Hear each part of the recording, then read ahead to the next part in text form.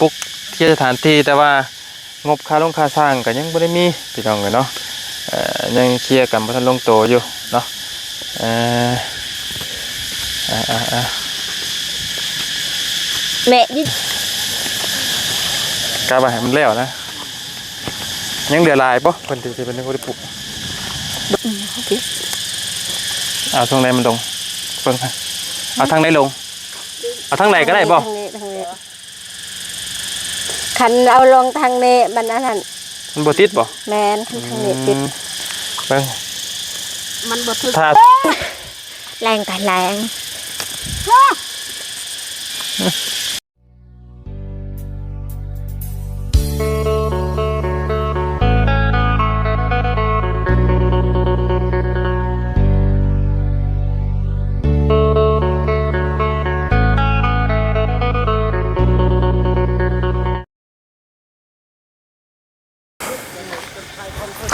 ทักทายกับสบายดี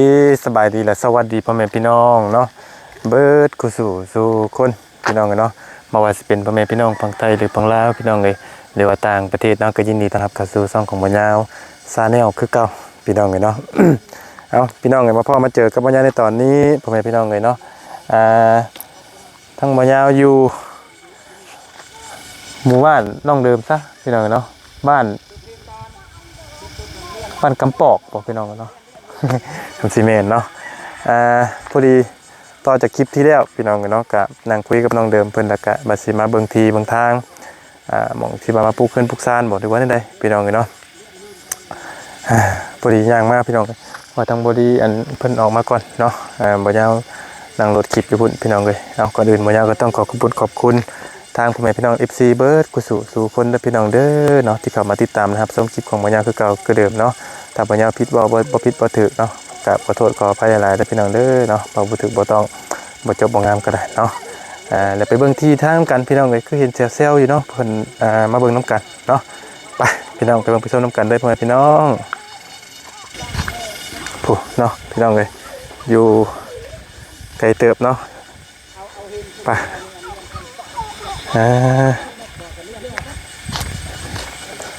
เพิ่นปลูกมันได้หรือว่าเนาะปลูกมันใส่ได้หรือว่าเป็นไดเนาะ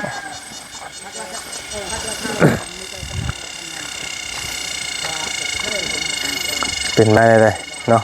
อันนี้คือเป็นทีเป็นทางไม้ทีสีมาปลูกเคลื่อนแบบคือ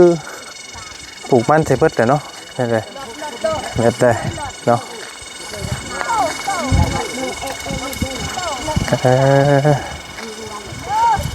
คือว่าปลูกมันเบิดแต่พี่น้องมาดีเด้อเนาะมาดีโดยเนาะโอ้เอ้าแต่โคบบัดนี่ยังก็หาข้าวหาน้ำมาน้ำนี่บ่ว่าจะไปหาผักกูดบ่ไปกำลังสิไปบ่นี่โอ้โทษเด้อมีข้าวมียังนี่แม่ใช่อันนี้ก็แหละที่ห้ามเกลือเต็ดโอ้ห้ามไปหน้าบ่มาแต่มาแต่ให้อาจารย์มาแต่ให้บ่มีติบข้าวติบน้ำน้ำพี่น้องนี่เนาะโอ้พี่น้องเลยข้าวอยู่ให้คักได้แซ่บได้ข้าวอยู่ให้ข้าวแล้วก็ขาวเนาะพี่น้องเลยมาเบิ่งเฮากะ มาแต่สวรรค์นเขตพูจักอยู่บ่สวรรค์นเขตท่านไปทักใจพี่น้องเลยเด้อขับใจได้หลายแม่โดยเดี๋ยวไปเบิ่งบรรยากาศพี่กับน้องเบิ่งพี่น้องเนาะโอ้รถนี่คักเนาะพี่น้องรถนี่เนาะรถอันนี้เป็นนี่เลยสบายดีละสบายดีมาแต่โรงเรียนนะหมอหน่อยเนาะโอ้มีฮอตเตะเนาะดูคักเลยนี่ใช่คือบดังละคือบดังใช่ทีใหม่คือเป็นอะไรพี่น้องเนาะโอเคพี่น้องเนาะมาฮอดเป็นทีน้องเดิมเป็นทีเรียบร้อยพี่น้องเนาะบัดเพิ่นคือ คือได้ปลูกมันใช่ไหมเป็นอะไร ปลูกก็บ่เป็นหยังปลูกก็แบบบอนใดเฮาอยากเฮ็ดก็ลอกได้ โอ้สบายดีได้เด้อสบายดีเนาะมันเป็นอันนั้นสิ่งที่เหลือครับเอาไว้ส่วนนั้น โอ้ บอนเฮาอยากเฮ็ดเฮาก็ลอกเข็ม โดยบ่เป็นหยังเนาะลกออกเพราะว่าบ่ไงเพิ่นได้ปลูกแล้วเนาะเพิ่นปลูกก่อนหั่นน่ะนี่แล้วพี่น้องเอ้ยปลูกได้จักมื้อแล้วนี่ไอ้ กำลังปลูกมื้อนี้ปลูกมื้อนี้ โอ้ เฮาบ่จักว่าสิเฮ็ดอยู่นี้นะป้าเราให้เพิ่นอยู่พุ่นนะครับว่าเฮ็ดอยู่นี่ก็บ่เป็นหยัง ปลูกก็บ่เป็นหยัง ตะกี้เนี่ยคิดว่าสิเฮ็ดอยู่พุ่นเนาะ เจ้า โอ้โดยฮอดไสแน่ที่เพิ่นนี่ แต่ซ้ำเขาไทยจำหวย ฮอดพุ่นบ่แม่นบ่อันห้อยไทยนี่อันห้อยที่เพิ่นไทยนี่แม่นบ่ แม่น อ๋อ ครับดินก็ดินเพิ่น อันนี้เป็นดินมูลบ่ดินมูล บริถามป่า อ๋อเจ้าเป็นหยังกับน้องเพิ่นเป็นคนในบ้านนี่บ่เป็น แม่น เป็นพี่น้องบ่หรือว่าไง เป็นพี่น้อง อ๋อ เอาน้องสาวลุงพูดเราว่า เป็นเป็นน้องกันเนี่ยเนาะจะพี่น้องเลยเนาะครับลุงให้เฮ็ดบอลเราอยู่เฮือนเก่าหันน้องดื่มเลยบ่จักทำอิดก็ว่าเฮ็ดอยู่นี้หักละว่ามันไก่พกเพิ่นไผน้ำก็บ่มีอยู่นี่ ความหมายว่า ไฟกับบ่ได้มีแล้วอยู่นี่เนาะ เจ้าแม่ ในการก่อสร้างนี่ก็เด็กยากกันเนาะ ยาก เอาไฟใช้เฮือนมันมีบ่ มี อ๋อไปต่อมาแต่เฮือนนั้นได้พี่น้องเนาะก็มาเฮ็ดกันเนาะ เจ้า จะพี่น้องกัน เพิ่นว่าตัวนี้บอลใดสิ่งที่แบบอยากปลูกเขื่อนนี่ก็ล็อกล้อตัวนี้ ไม่มีปัญหาเนาะ บ่มีปัญหา เราขอชื่น3 ล้าน แล้วว่าคันวิตกี้ก็ว่าเอารถทอดดุดดินเนี่ยทำให้สิเนินๆกับบ่เป็นหยังปลูกแล้วกับบ่เป็นหยังดุด จะเพิ่น ขัดอีก เพิ่นสิจำมื้อนี้บ่นี่เอาไว้ที่เพิ่นปลูกนี่เนาะมื้อนี้บ่ มื้อนี้ ปอผู้ฮอดพุ่นเลยพี่น้องเอ้ยไว้ดิ ปลูกมื้อนี้ก็6-7 คนปลูก โอ้ เขาให้กัน หาแห้งกันบ่นี่นะ ยาว อ๋อโดยพี่น้องเอ้ยพี่น้องกันเนาะมาเบิ่งทีเพิ่นกำลังคุยกันอยู่เนาะให้ทางบอดี้จบก่อนพี่น้องเอ้ยเดี๋ยวบ่ยาวสิเข้าไปเสียบต่อเนาะไปคุยรายละเอียดดินตอนหยะพี่น้องเนาะฮอดพี่แล้วว่าซั่นพี่น้องเอ้ยเนาะจำห้วย ฮอดจำหวยพุ่นเลยบ่กะอะไรบ่นี่จะฮะ ดินมันทอดอยู่เพียงแต่ทำนี้ก็เถียง อ๋อ ลำมันขนาดนั้นบ่งาม พูดได้เนาะพี่น้องคอดหวยพูดได้เลย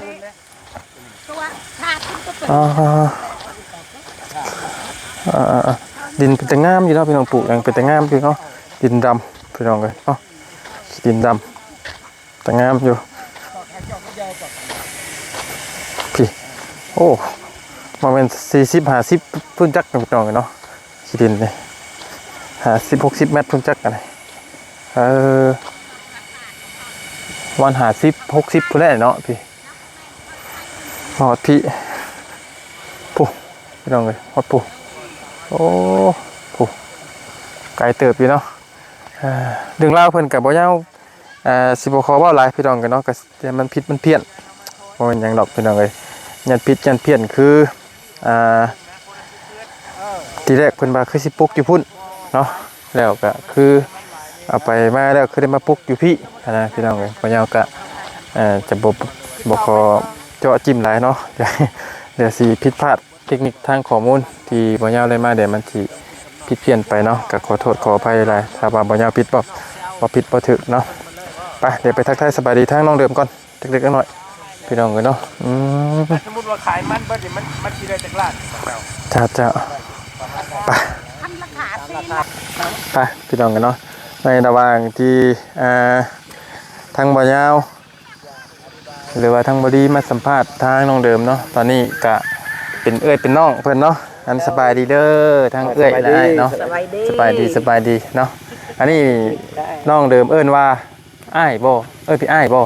โดยพี่อ้าย อ๋อหรือว่าเอิ้นเราเอ้ยเนาะ ลูกเอ้ย สด ลูกเอ้ยลูกน้องบ่ บ่อันพ่อเดียวแม่ต่าง อ๋อ เราตายพอเขามันเอาไม่ดื่ม ก็เอ้ยน้องกันเนาะเอ้ยน้องแท้ๆกันแหละแต่ว่าต่างพ่อต่างแม่ชื่อต่างแม่บ่ ต่างแม่ แม่ตั้งเราตายแม่เขาไม่ดื่มอันนั้นพอเขาเอาไม่ดื่ม อันพ่อเดียว พอเดียว พอเดียวไม่ต่าง โดย จ้าอันนี้นี่เป็นที่เป็นดินมูลดินมั่งเพิ่นบ่นี่นะ โดย บ่อันดินว่าละคันเป็นดินมูลมั่งบ่แม่นแนวเฮาอันอยู่พอดอยหากันบัดอันไปเฮ็ดไปโยนบ้านกำกอกนี่อันอายเราทางฮะอายเราอัน ให้เขาทาง เราเสียชีวิตเลยมีแต่อันให้มาพอเดือนอันอายเราอันคายอันหากันมีแต่พี่น้องอันอยู่อันแกงล่วงหันกับคำแซนพอเดือนตอนแม่ดื่มหันก็เป็นน้องคำแซนมาคำแซนหัน เห็นบอกให้งงบัดนี่เพราะอะไร เขางงบัดนี่พี่น้องกันเนาะว่าแต่ว่าดินนี่เป็นชื่อไผนี่นะ ฮะ เป็นดิน ซื้อเท่าเด่น อันใบตะเด่นอันเท่าเด่น เป็นเด่นนี่คือน้อง น้องดื่ม น้องเท่าเดิม หักคอยเฮ็ดให้ใบตะเด่นเราบ่มีเงิน แต่บ่ได้ดินน่ะเป็นดินของพ่อแม่อยู่บ่ อันเด่นตัวนี้วะ คือดินน่ะเป็นดินของเท่าเด่นน่ะเป็นมูลของเราบ่หรือว่าเป็นอะไรเป็นอันว่าเราเงินเราหามาซื้อเองบ่หรือว่า บ่แม่นบ่เราบ่ได้ซื้อเข้าทางเอง มูลเอง ทางเอง แต่บัดนี้ บัดเอา ฮีดเพิ่นนี่เป็นในฮีดทางนี้ ฮะ ฮีดคลองนี่เป็นทางไหนเป็นแบบใดฮีดคลองนี่แบบ เฮ็ดอยู่เฮือนบ่ ทางผู้หญิงนี่ได้มูลได้มั่งน้ำพ่อน้ำแม่อยู่บ่คล้ายๆกันบ่กับเราเทิง บ่อัน ฮีดคลองเพิ่น แนวนี้อันตามคันเคยอันคันอันลักษณะอันอีดื่มกับแดนนี่คันอายุให้มันยืนคันดื่มเอาผัวเราอยากอยู่นำกันก็ได้คันเราอยากอยู่นำผัวก็ได้ ยันว่ายันยาคล้ายๆอันฮีดทางเราเทิงเพิ่นนะพี่น้องเนาะ ทางเราเทิงเพิ่นสิคล้ายๆแบบว่าถ้าสมมุติน้องเดิมเอาผัวปุ๊บนี่เนาะเอาหรือบ่เอาก็สมมุติก็น้องเดิมสิบ่มีสิทธิ์ในดินนี่นะคือฮีดทางเราเทิงเพิ่นสิเป็นนั่นนะทางนี้บ่ได้เป็นเนาะ บ่ สมมุติบ่มีมาเด่นมันไอ้เดิมอยากเอาก็เอาคันย่างเขาอยู่คันพัวนั้น หักสนลายอัน สู้อันก็เขาเอาปันกันก็เขาเอามืดเศร้าหักปันกันแบ่งใส่กันนั่น หากันเคยอันทางเฮาอันผู้หญิงเขาบ่อยู่มีแต่ผู้ชายอยู่แนวอันผู้หญิงอันมากันนำอันผัวอยู่นำผัวแนวเขาแต่งมี คล้ายๆก็คล้ายๆกันครับเราเทิงเนาะอันเดียวกันฮีดเดียวกันนะบ่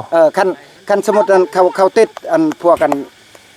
บ่ได้แต่งบ่มีเงินบ่มีคำบ่ได้แต่งอันสู้เมียนั่นคันคนทางมีอันได้แต่งอันเขาว่าเงิน10ล้าน20ล้านได้เขารับได้เขาว่าเมื่อก็คล้ายๆกันเนาะคล้ายๆทั้งเขตเซโปนพี่น้องเนาะส่วนมากนี่มีผู้หญิงไปอยู่น้ำผัวเนาะนี่กันเนาะฮีดเดียวกันพี่น้องเนาะทางเฮาบัดส่วนมากมีแต่เป็นผู้ชายไปอยู่น้ำเมียนะมีแต่ผู้ชายก็หาเมียใหม่ก็แต่งก็อยู่คันยังพ่อแม่ก็ส่วนหลายผู้ชายอันเบิ่งพ่อแม่ในนั้นทางเจ้าน่ะมีแต่ผู้ชายเนาะผู้ชายผู้หญิงอันคันสมมุติอันพ่อแม่ทางนี้อันอันเมื่อใดอันเมื่อนึงอันเวลาบ่ทุกข์บ่ทันเขาไปซอยกันหากันคันสมมุติอันพวกกันพ่อแม่เสียเขาไปเบิ่งคือกันนั่นน่ะหากันนักกันผู้ชายน่ะมีแต่เบิ่งดูแลตลอดบ่ยังไงมีแต่บ่ยังไงผู้ชายนะเนาะเป็นจุดนักของพ่อแม่เนาะเป็นสาวรักผู้ชายอันถึงอันเบิ่งแย่งถึงอันคันพ่อแม่เฒ่าแล้วบ่ได้เฮ็ดให้อันมีแต่เขาอยู่เฮือนอันผู้ชายลูกผู้ชายอันเฮ็ดให้อันเรือนคันบ่มีให้ส่วนก็ไปรับจ้างการซื้ออันเลี้ยงพ่อแม่โดยส่วนมากมีแต่ผู้ชายเป็นจุดนักเป็นสาวรักในเฮือนในชานเลยทั้งพวกเพิ่นแนวกำพร้าบ่แม่นกำพร้าตั้งกำพร้าเลยล่ะแนวอันบ่มีพ่อแม่ก็บ่มีแต่เราย่างอันเอื้อยน้องแล้วพวกเอื้อยคันย่างก็บ่แม่นเป็นเศษเปียกแม่เป็นตะเบาแนวแต่ตะกี้ก็อันย่างแม่เราอันแนวอันพิการเด้ เราบ่ได้เฮ็ดเวียก บ่แม่ แต่ บ่แม่ เลี้ยง เขาอยากว่าคันยังแม่ก็ไม่ได้เข้าเลี้ยงบัดบ่มีแม่ก็พวก2คนเท่านั้นก็ไม่ได้เข้าเลี้ยงเข้าอยู่ไสมีเขาได้กินให้อยู่ไสมีสวนอยู่ไสมีกระทำไม่ได้เข้าเขากินคอยเบิ่งคอยดูแล โดยอันนี้บ่เรื่องฮีดเรื่องคอง เข้ามา บ่เรื่องฮีดเรื่องคองทั้งนี้พี่น้องเลยถามประเพณีเพิ่นเนาะคืออันสิคือกันอยู่บ่นะพี่น้องเนาะก็บ่สิบ่คือกับทางเฮาสิบ่คือทั้งบ่ยาวพี่น้องเนาะบ่คือกันพี่น้องเลยอันเพิ่นนับถือผีเนาะเนาะผี พี่ ผีพี่น้องเลยศาสนาผีก็มากลับมาเรื่องเฮือนเรื่องซ่านน้องเพิ่นบัดนี้พี่น้องเนาะเฮาชื่อบ่ยาวได้เด้อยินดีที่รู้จักเนาะเป็นหมู่เดียวกันกับทางบ่เตียงเนาะมาบ้านเดียวกันเด้อ บ้านเดียวกันพี่น้องเลยอันนั้นน้องชายบ่เตียงเนาะอันนั้นบ่ดีเป็นน้องชายบ่เตียงพี่น้องเลยอันเจ้าบ่เฮ็ดเฮือนน้องเพิ่น เออ เฮือนเก่าบ่ บ่เจ้าบ่เสียเฮือนอันสิปลุก บ่อันพวกนี้หากันคอยซอยอัน ไอ้สร้างบ่นี่ หักลูกน้องสร้างตัวนี้ ลูกน้องสร้าง ลูกน้องสร้าง โอ้น่ะสร้างยังบ่ทันอยู่ ยัง อ๋อ คอยอันคันพวกเพิ่นเฮ็ดอันคอยซอยอันกบไม้บ่ เจ้าเป็นลูกมือเพิ่นเนาะลูกมือเจ้าน่ะ ลูกมือ คุมงานด้วยว่าอันใดงามขี้ไล่กะติเอาเนาะประมาณนั้นพี่น้องเอ้ยเพราะว่าเรานี่เอิ้นเจ้านี่นามพี่อ้ายเนาะให้พี่อ้ายเบิ่งพี่อ้ายแยงซอยเนาะคำสิเว้ากันเนาะให้อ้ายยังไงก็ยังบ่บิดอ้ายนะให้อ้ายคำว่าคือสิให้อีหล่าเบิ่งนี่ยันลองเพิ่นเบิ่งบ่เป็นเนาะก็คล้ายๆว่าให้เจ้านี่เป็นผู้เบิ่งแยงแน่ซอยแน่เนาะ คอยซอย อันใดงามบ่ได้งามก็เจ้าติเอาบ่ แม่น เพราะว่าเราซ้ำพ่อก็ว่าได้นะเจ้านี่เนาะซ้ำพ่อซ้ำแม่เนาะพ่อแม่คนที่สองนะเนาะ โดย เห็นบ่ แม่น พ่อแม่คนที่สองที่ว่าท่านก็ว่าได้เป็นจังไดบัดนี้บ่เรื่องราคาเลยเพิ่นบ่มาแล้วบ่ราคา ย่างแนวอัน บัดทัน บ่ได้อันนั้นเบอร์เพิ่นแนวเราไปบันจัดสรรเลย อันเรื่องเฮือนเรื่องซ่านนี่ฮู้แล้วบ่ขนาดเท่าใดฮู้แล้วบ่ขนาด5คูณ6โอ้ซ้ำเฮือนน้องเอสเนาะพี่น้องเนาะอยู่ทางเซโปนอันทรงกับโมเดิร์นเลยเนาะเขาจ้างอยู่พุ่นน่ะมีแต่15 ล้านล่างตีนขึ้นอยู่ทางพุ่นนะแต่ว่าทางพี่นี่จักเพิ่นสิเอาเท่าไหร่ยังบ่ฮู้เนาะบ่ฮู้แนวอันแนวพวกนี้อันลูกน้องสร้างบ่แม่นสร้างให้ลีลาฮักอันมีอันโทรถามสร้างเขาอันจ้าง15แนวใด อันนี้จักสิเฮ็ดยังบ่ได้ตกลงว่าสิเฮ็ดหรือบ่ได้เฮ็ดเนาะ ยัง พี่น้องเอ้ยเนาะอยู่ในระหว่างคุยกันนี่คือยังบ่ได้ตกลงว่าสิเฮ็ดหรือบ่เฮ็ดยังบ่ได้คุยกันพี่น้องคนนี้เนาะยังบ่ฮู้ว่าเพิ่นสิได้เฮ็ดบ่ได้เฮ็ดยังบ่ได้ตกลงบางเทื่อ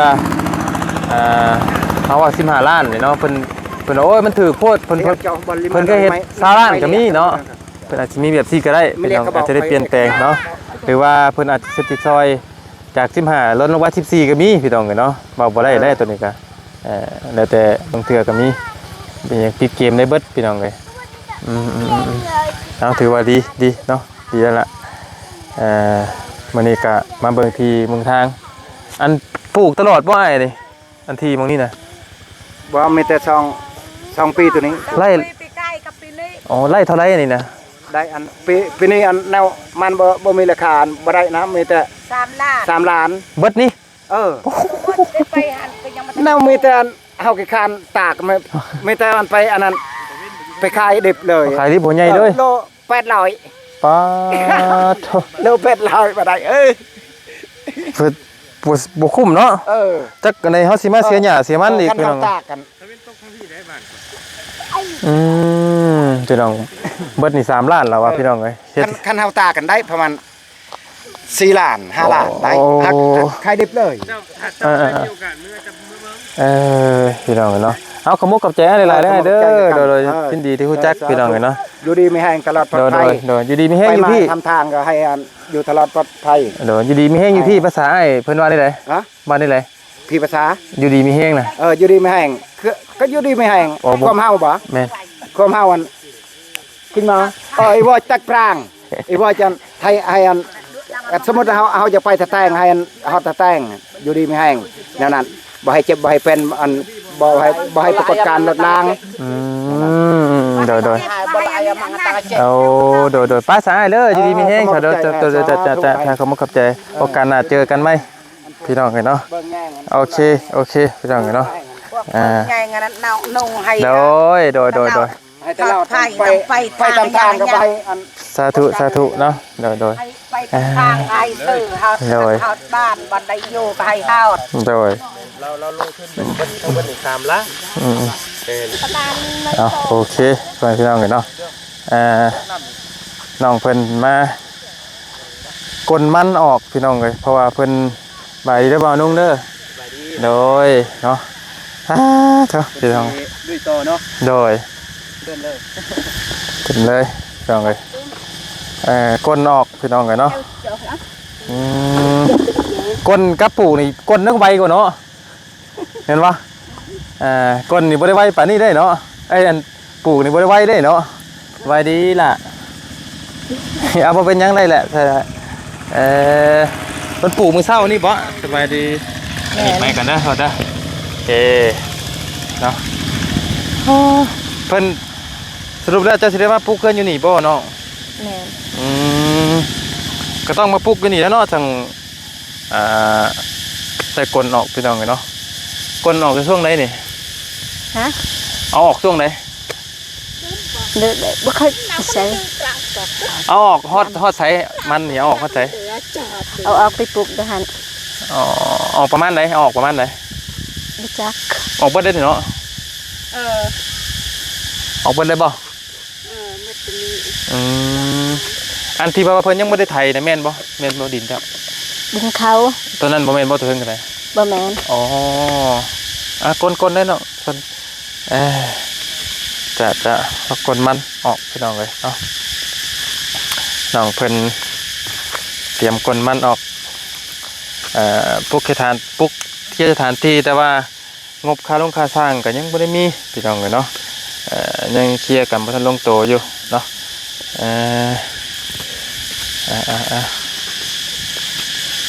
แม่เยๆไปจ่อฮะ เบาภาษาเพิ่นระบัดเลย โกยเดยแก อยากออกคล้ายๆอยากคือภาษาเวียดเนาะเวลาเพิ่นเว้ากันเนาะอยากคือออกเวียดอยากคือออกจีนเนาะเวลาถึงจะออกกันเนาะแม่นชาประตู แต่มันออกคล้ายๆกับเวียดกับจีนนะเวลาจะเว้านะ ภาษาเวียดภาษาจีนม่วนภาษากะลืมเฮาบ่ม่วน เอ้าม่วนคือกันแต่จะฟังออกบ่เนาะภาษาจีน บ่ ภาษาเวียดเด้ ภาษาเวียดก็บ่ฮู้ โอ้เนาะ ภาษาเวียดจ้างภาษาจีนจ้างภาษาเฮาจ้าง ต่างกันเนาะยกนิด จะพี่น้องกันเนาะอันนี้จะเป็นหยังกับเราเป็นเอื้อยบ่ เอ้ยนะร้าน ลานเนาะ ร้าน พี่น้องลูกลานนั่นแหละพี่น้องกันเนาะ ร้านของข่อยเพิ่น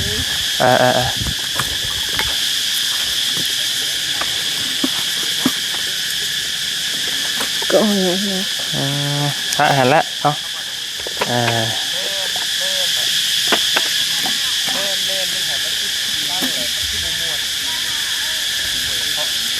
สิปลูกใหม่ๆมือเศร้าเลยดีมันยังบ่ติดขึ้นก่อนเนาะน้องเติมก็มันติดขึ้นนี่ว้าแต่สิลายพี่น้องเนาะเขาเลี้ยวพี่น้องเลยก้นเนาะบ่เฮิงเนาะเป็นก้นเนาะพอดีปกเพื่อนซื่อเนาะพอดีลมเพื่อนนี่นะพี่น้องเลยเนาะถือว่าเป็นการดี เทียแล้วล่ะ ใช้ก้นไปป้าไปใช้บัตร ไปปลูก เอาไปปลูกว่าเอาไปพุ่นบัตรพี่น้องกันเนาะครับโดน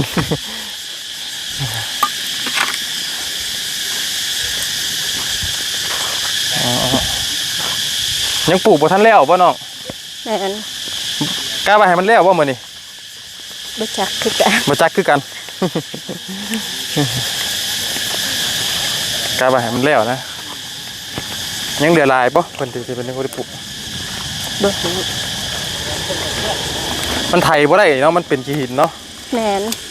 เฮียนมันหลาย มันหลาย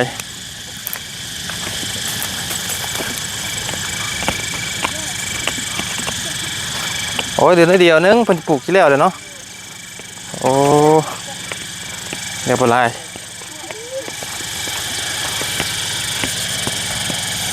เดือนน้อยๆนึงเดี๋ยวทำนี่แหละว่าเอ้ยที่ปลูกนะเดี๋ยวทำนี่เนาะเบิดเนาะดินตรงนั้นกับบ่แม่นเนาะตอนนั้นดินเขา โอ้ ตัวนี้ดินเจ้าวะ แมนดินคอย เจ้าก็ปลูกเป็นบ่ ไทย ปลูกเป็นอยู่บ่ แมน เป็นลองดูปลูก ประ มัน มาณมา เพิ่นเอาทั้งไหลมันลงอ่ะเนาะ ก็หอย เพราะว่าปลูกมันนี่เฮาสิเสียบไปโลๆดิบ่ได้เด้อพี่น้องเอ้ยเนาะมันสิบ่ติด ใช้เพิ่นเอาขอช่วงไหนลงน่ะเนาะ โอเค เอาช่วงไหนมันลงเบิ่งเอาทางไหนลงเอาทางไหนก็ได้บ่ ทางนี้คันเอาลงทางนี้มันอันนั้น มันบ่ติดบ่ แมนคันทางนี้ติด เบิ่ง มันบ่ถึก ถ้าทางนี้บ่ติด แมน เฮาสิเบิ่งได้บ่เพิ่นขอมันจะมีตรงนี้เนาะมันจะมีอันนี้อยู่ขออยู่พี่น้องเนาะก็หอย มันเสียบเลยดิบ่ได้ เสียบบ่โลเลยบ่ได้บ่ เสียบบ่มั่วบ่ได้เลยเนาะพี่น้องเอ้ยปลูกมันอยู่แรงกันแรง ไก่บ่มันกินยังไก่น่ะโอ้ยอย่ามันเตะ กินหมด อย่ามันสะเนาะอย่ามันสะต้นมันพี่น้องเอ้ยโอ้ ก็หอยประมาณ แล้วก็ปลูกเป็นอยู่พี่น้องเนาะบ่ยาวบ่เคยปลูกเทื่อพี่น้องมันเนาะบ่ทันพี่น้องไอ้รุ่นมันนี่มีแต่รุ่นเผาถ่านพี่น้องไอ้พังบ่ยาวเผานั่นเผาถ่านเป็นอยู่เผาถ่านนะ ก็ตังเลยขุตังอีจ้ะ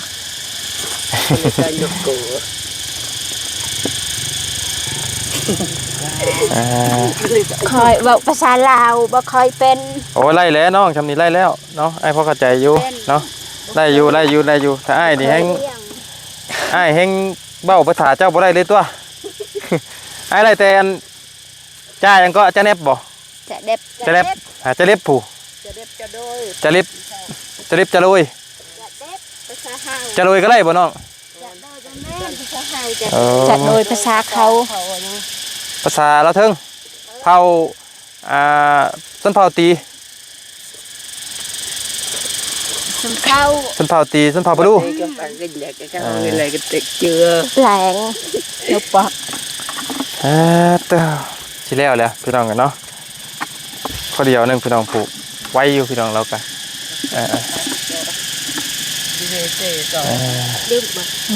ป้าซะน้องมีแต่ว่าไอ้สิออกไปป้าก่อนเด้อน้องเริ่มเด้อปลูกมันซอยเพิ่นพี่น้องมีแต่ว่าไอ้สิออกไปป้าก่อนเด้อ โดย เจ้าดีๆมีเฮงเนาะเอาคล้ายๆกันอยู่เนาะเจ้าสองคนเนาะหน้าตา เดิ เนาะ นทางวัดไรเด้อ โดยน้อง เพราะมันได้ผิดพลาดขอโทษนะมึง โดเป็นยังเนาะอันไหนเขาผิดพลาดก็ขอโทษเพิ่นพี่น้องเลยไม่ได้ไอ้ขอไม่คืนเด้อโทษเด้อเอาไปป้าก่อนเด้อได้สวัสดีเด้อบ๊ายบายน้องเนาะโอเคบายดีน้อง ดีไม่แห้ง จ้าขอบใจละลายไปสาธุเนาะโอเคพี่น้องเลยเนาะทางวันยาวเองก็สิได้เดินทางพุ่นแหละพี่น้องเลยเนาะทางน้องอันยังก็น้องสาลีก็ชื่อเรื่องเรียนนะพี่น้องเลยเนาะเดินทางไปน้องสาลีก่อนเนาะเดินไปเตียงมาประเทศเดินทางไปพุ่นแล้วบัดพี่น้องเลยไปหมู่บ้านให้ใหม่นะพี่น้องเลยไกลเนาะ100 ไปโลบอดี้เชิร์ตตรงกลางคืนนี่เนาะสำหรับคลิปนี้มาเบิ่งทีใหม่ที่อีกหม่องนึงพี่น้องเป็นที่ของน้องเดิมแต่ว่าซื้อเนี่ยเป็นซื้อของน้องทรายเพิ่นเนาะเอาขอบคุณอยู่ดีไม่แห้งเบิร์ดกุศลสุขคนเด้อพี่น้องเด้อเนาะที่ขับมาติดตามนะครับส้มคลิปของหมอยาวที่เก่าคือเดิมเนาะ